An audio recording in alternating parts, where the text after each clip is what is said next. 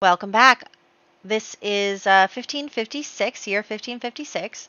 And last year we had Katerina break up with Gareth.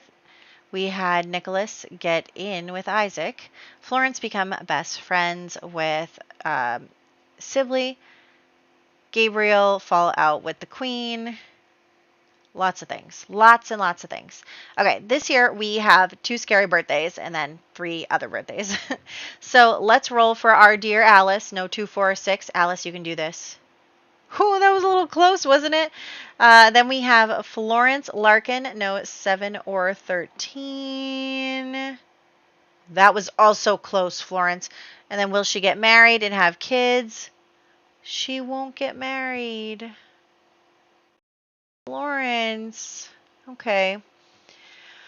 Then we have Molly and Martha becoming young adults. No 3 or 18. No 3 or 18. Ooh, number 2. Martha Watson. No. Martha. Right here. Oh, we also have to figure out who we're going to marry Molly off to. Okay, well, hold on. So Olivia Larkin has to get at least an 8. And she did. Okay. Let's figure out who we're going to marry Molly off to. Let's see. So everyone else is younger than her, which makes it a little difficult.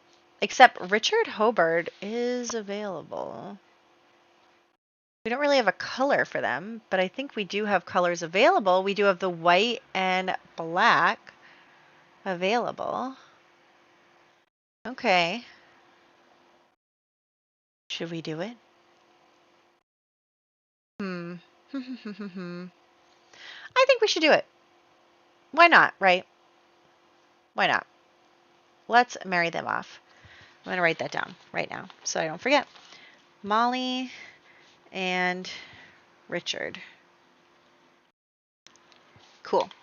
Okay, we'll do that. Also, I'm going to just randomize everyone's turn-ons and turn-offs, I think, if I can do that. I haven't checked if I can do that, but we'll see. So, yeah, I think that's it. Let's hop into the game. All right, so the first thing we're going to do is get Molly and Richard married off. They are going to focus on that currently. They are going to get the color white.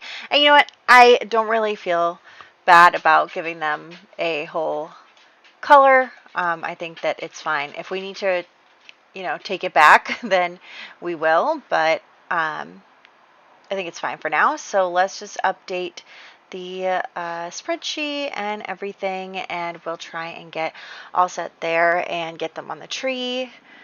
And yeah, so Molly, who's going to have like 7 kids, she is now pregnant with her very first. So that is exciting.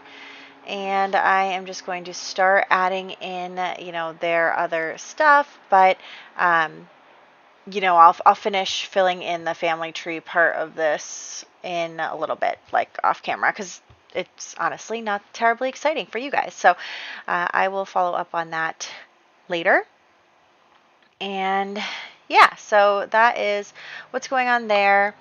Trying to see about them and just checking in on their family. Now we're home with our family, and we are going to start off by having Gabriel and Nicholas have a little talk. So if you remember from the last one, Nicholas and Isaac were caught in a scandal together. Everybody's talking about them, about how they are,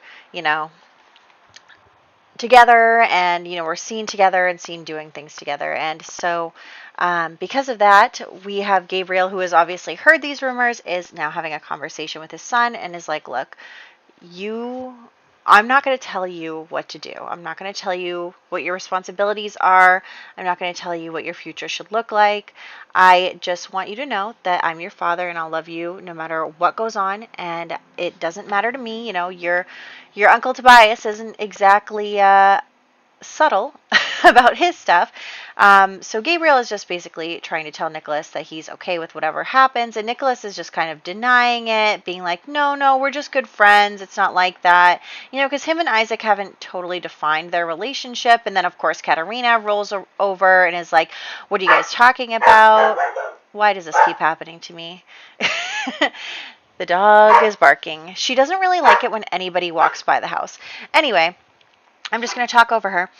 So Katerina basically interrupts the conversation, hears them talking about Isaac, and is like, oh, is the rumor true? And Nicholas, of course, is denying it because, he doesn't really know exactly how he feels yet or what the situation is yet or what's going on. And so he is denying it, and Katerina's like, well, he's, a good prospect. Like, you could introduce me to him. He's your best friend, isn't he? You should try to get your sister a marquis as a husband. And Gabriel's just kind of like, Katerina, leave him alone. Don't get involved, especially because, Nicholas actually really does really like Isaac, but he's not ready to say that yet, and that's totally fine. But Katerina is definitely overstepping her bounds here. So there is that, just having the whole family have this conversation. We're also working on the toddler skills for little Juliana, trying to get her to get to level 5 of everything so that she can age up happily. And so I'm excited about that. And yeah, so basically Nicholas, even though we know that him and Isaac are technically partners, Nicholas is not really interested in, outing himself just yet or trying to talk about what's going on with him and Isaac and all of that stuff. He doesn't know, It's not like him and Isaac are like, let's, court with the intention to get married or anything. Like, that isn't what's going on. And so because of that, we, have Nicholas kind of unsure of what's, what his future looks like, and he doesn't really want to say anything until he is sure. So anyway, all that to say,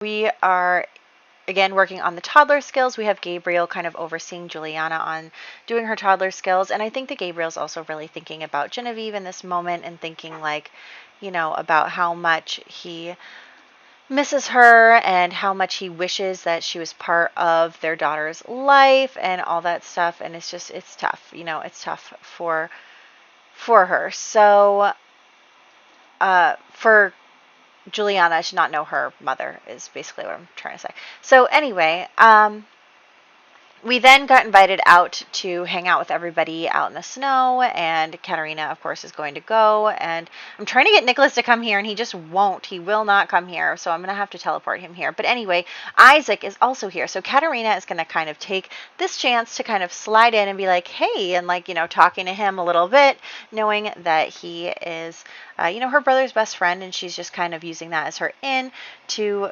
kind of chat him up and find out what the deal is. He is a really good option for her. She could have been a queen, but her fiance died, and basically, she's not going to marry a lord. Okay, well, pretend that they didn't just kiss in front of everybody. But yeah, so basically, Katerina is looking at Isaac as a potential match because he is a marquis. And Nicholas basically interrupts them. Then my game breaks a little bit and I have to restart it. Anyway, so why are you still barking? Stop it. Hey, stop. Come here. There's only so much barking I'm willing to put up with. Okay, so anyway, what was I saying? Yeah, Nicholas interrupts them and basically, kind of pulls Isaac aside and is like, hey, what about us? And I know the dogs just made me skip over that part. But basically, Isaac just kind of tells him that it's just a fling. Isaac is basically like, hey, look, obviously we know that being gay wasn't super widely accepted at the time and everything. And so Isaac is just like, what do you mean? What about us? Oh my gosh. Why is my life like this? Isaac is... Oh my gosh. Isaac, hold on. All right, I may have solved the problem. I may not have. Well, we're going to find out. Anyway, so what was I saying? Isaac is basically just saying well, I'm going to do my duty and marry a woman and have children and pass on my title. He never really thought that it was an option to actually be together. And Nicholas is so heartbroken by that. He was really about to throw away societal expectations just for Isaac. And it really hurts him that Isaac doesn't seem to have the same level of commitment, or, because we know Nicholas has a crush on Isaac. And so basically it's just really hard for him to hear that Isaac never really thought of them that way. And so he did just have a conversation with Katerina just now where he basically tells her, like, hey, are you interested in Isaac? I'll get you out with him. Like, I'll get you on a date with him.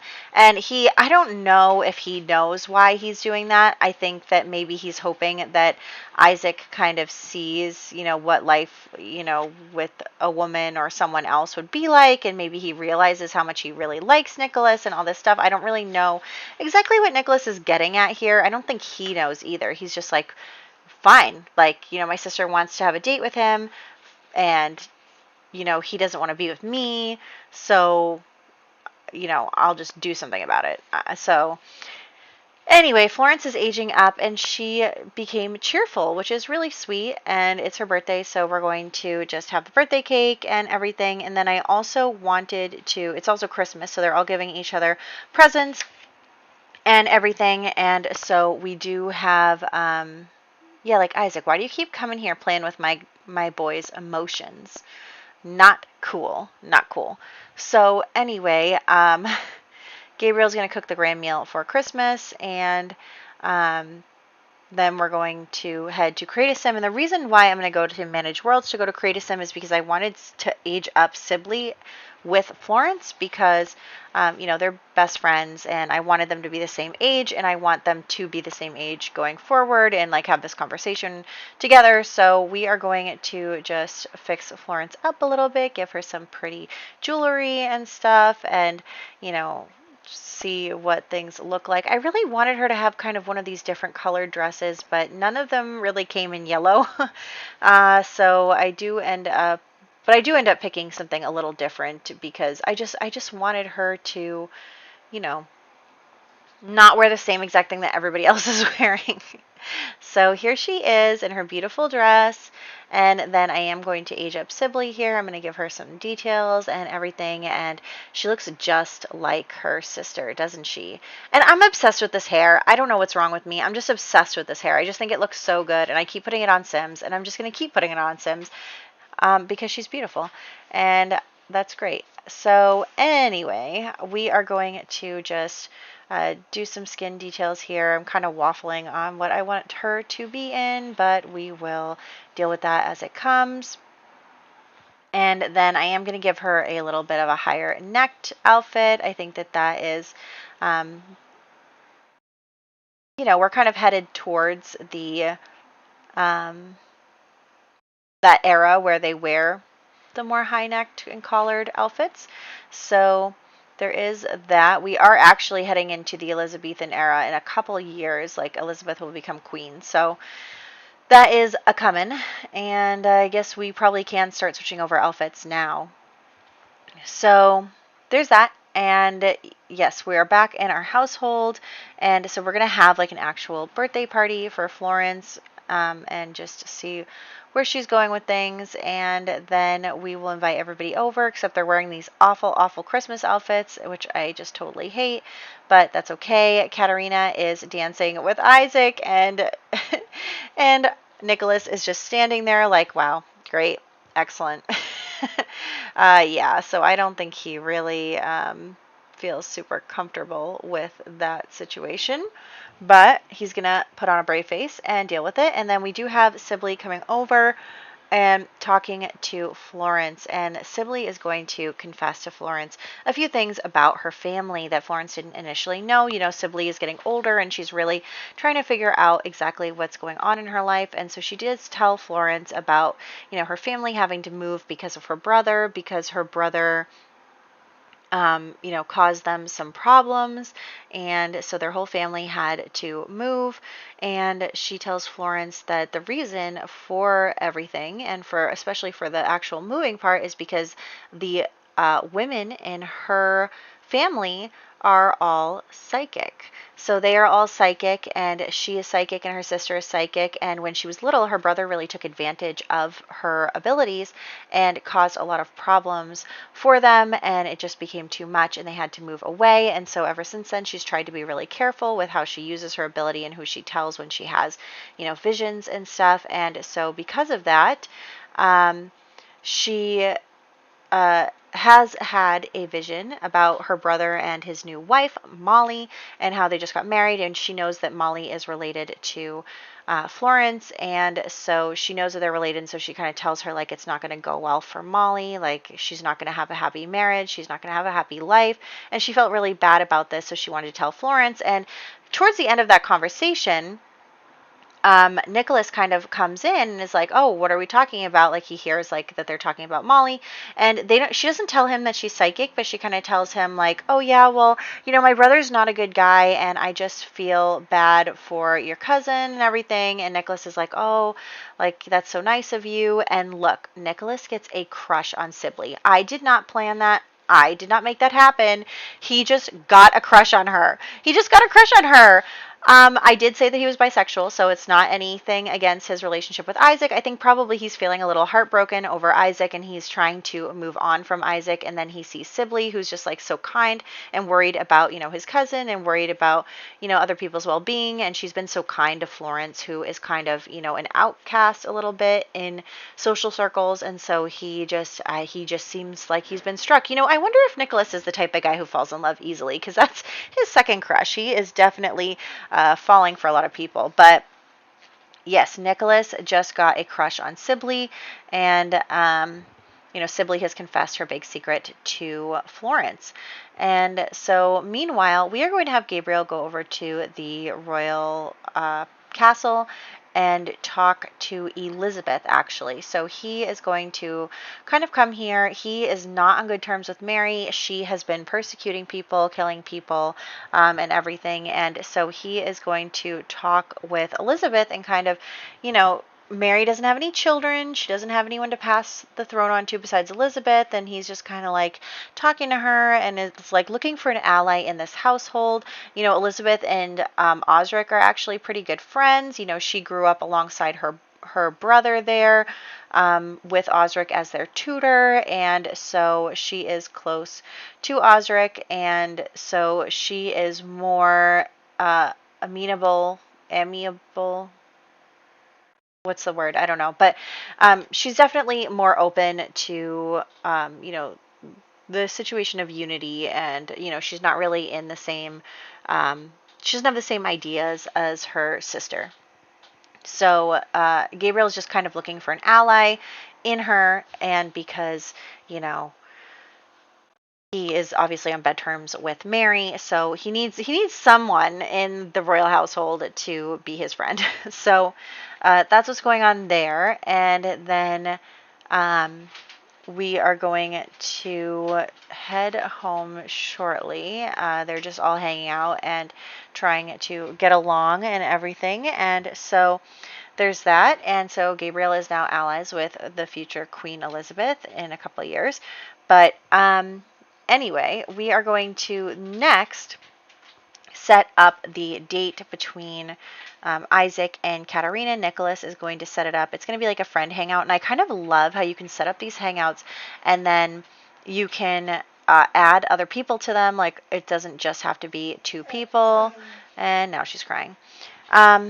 So how it doesn't have to just be two people and how they can have more people in the hangout and everything. And so that's kind of a really nice thing. And so Nicholas can kind of introduce the two of them together, but also, be a chaperone of sorts for Katerina and also kind of keep an eye on Isaac. I think he does want to see how Isaac reacts to the whole thing. So he invites Isaac out and Katerina is there too. And Isaac is a little surprised that Katerina is also here. And they're all just having this conversation and chatting and stuff. And Katerina is definitely coming on strong with Isaac. She is, showing her interest and Nicholas is just kind of watching really closely, just kind of paying attention, trying to see who are these randos that keep standing in my way. But just kind of trying to see like what goes on. And the truth is that Isaac is actually really kind to Katerina and really receptive to her advances and everything. And that makes Nicholas upset. He is not happy that Isaac, isn't like, actually, I'm totally in love with Nicholas and all that stuff. And so he is definitely, upset that it doesn't seem to be going the way he wanted to, his little plan there. And he doesn't really get why Isaac doesn't see that. And he also, I mean, yeah, he just got a crush on Sibley, but that doesn't mean that he is totally over Isaac. And so we're going to come outside and they're going to chat. And also, he sees Robert while he's there and he remembers what Sibley said about Robert, but he's just like honestly too wrapped up in his own stuff, where he's super wrapped up in like what's going on between him and Isaac. And he's not even thinking about Molly here or about Richard. He's not thinking about their marriage or what Sibley said or anything. He's focused on him and Isaac right now. He's not really thinking about that. And Isaac, of course, is like, well, you want to sneak away? And Nicholas doesn't know whether that's like a good sign or a bad sign. And he's very confused. And Isaac is kind of sending him weird signals, even though Isaac has been very clear that he is just in it for the woohoo. He's in it for the fling. And Nicholas is, having trouble reconciling that with his own feelings for Isaac. So that is really difficult. And then we are going to be home and just working on our toddler skills once again. We're actually doing really good with that. We're really close to finishing that. And then we are going to see Osric, who we just saw recently come over. And Gabriel's going to be like, Osric, hey, like, what's going on? Like, why did you come over? And Osric is like, well, just because we're relatives and we're kind of on the same side and everything, I wanted to be the one to tell you what happened. And it's actually, remember Lawrence? Yes, I am going to ruin his life. So apparently Lawrence was using, embezzling money from his people that he's supposed to take care of. And he's been squandering all the money and making his people live in poverty and like raising taxes really high on his land and stuff. And he's been totally like running it into the ground and causing a problem. And so I guess he took the money that Gabriel gave him and he already has like squandered it and has, made a lot of bad investments and is like trying to take back the things that he did, but he can't. And so he like got into some shady stuff. And anyway, he ended up getting caught. So he ended up getting caught, and because of, the reach of the things that he's done, regarding his people that he's supposed to be taking care of who are on his land, that he has had his lands and his title taken away from him. So Lawrence had his marquis title taken away. It's back with the crown now. And he also obviously has lost his engagement to Princess Anne because of that situation as well. So, yeah, Lawrence lost everything. And Gabriel is just horrified. He's like, wow, like, and like that really happened? Like, that guy, my family member, really messed things up that badly. And he feels really bad because he didn't notice that Lawrence was being shady. And I think that Gabriel is just, he's just loves his family so much that it just never would occur to him that someone would do that. So anyway, the last thing we're going to do this year is have Alice's birthday. So Alice is now a child. She is super cute. And the other birthdays this year, okay, so we have Alice Larkin becoming a child. We have Florence Larkin becoming a teenager. Molly Larkin becoming a young adult. Martha Watson passing away. Richard Hobart becoming a young adult. How do I say this? Enaid Whitehead becoming a child, Sibley Hobart becoming a teenager. So those are all of the birthdays, and we're just getting them all into Create-A-Sim and into the family tree. I also forgot I was going to set people's turn-ons and turn-offs, but I honestly don't even remember how to do that right now. I remember now. Do I remember now? Yeah, okay. I see it. It's the likes and dislikes, but also anyway, so I still have to do that, and I will do that for the next one. And in the next one, I don't think we have any birthdays that are in our main household. Then we have Anne Light, Christopher Heredia. Wait, didn't Christopher Heredia already die? Didn't he already die? Am I hallucinating? Christopher Heredia? Yeah, he's already dead. I don't know why he's in the tree again, but he's gone. Oh, and Tobias is passing away next year. That's such a bummer. Poor Tobias. He lived for so long. But anyway, I hope that you guys enjoyed this part. I am really excited to get into all this romance drama for the kids now that they're teenagers. And I'm enjoying using Love Struck so far. So I hope you guys are excited for the next one, and I'll see you then.